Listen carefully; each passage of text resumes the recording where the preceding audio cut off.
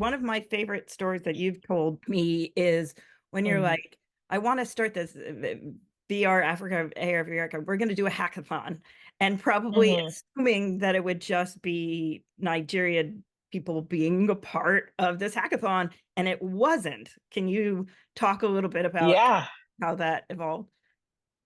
absolutely, absolutely. So, I mean, starting out the lab, we had sort of like three focus areas.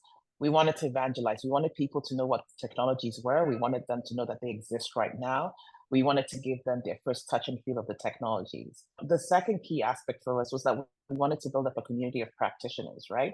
If we don't have the skills to utilize these technologies, then we'll be constantly on the back foot. So, can we build up a community? Can we upskill them? Can we get them to build? And then the final area for us was investing our sort of like time and resources in areas where we thought there was room for immediate significant impact with the technologies for society. And that has been areas like education, healthcare, storytelling, etc. So, going back to that second piece where we were looking at building community and getting people to acquire skills and start to build, we were like, well, what is the one way, we know we can get people building? And I had at the time just spent a little bit of time in the African tech ecosystem, and hackathons really were a thing. So it's like, okay, we're going to do a hackathon.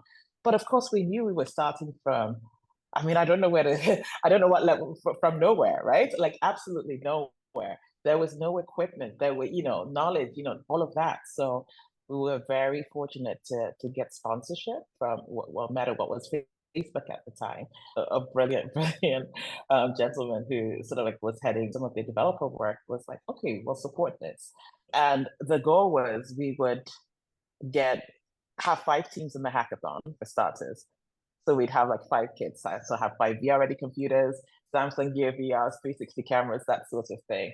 So we got that. And then we put the call out for participants, right? And it was amazing. I mean, we got over 100 people applying, and some of those applications came from as far afield as Botswana and Southern Africa, Zimbabwe. Like, it was fantastic. And for me, it was so affirming because from the start, I was like, we have to have like a continental outlook, right? We have to think about how we bring the whole continent together because I think that's how we move forward, faster. And so, yeah, it was great to know that the interest is there. I knew it must be anyway, but to have some evidence and to know that the path is ahead of us, right? We have work to do to make sure we can reach beyond the shores of Nigeria.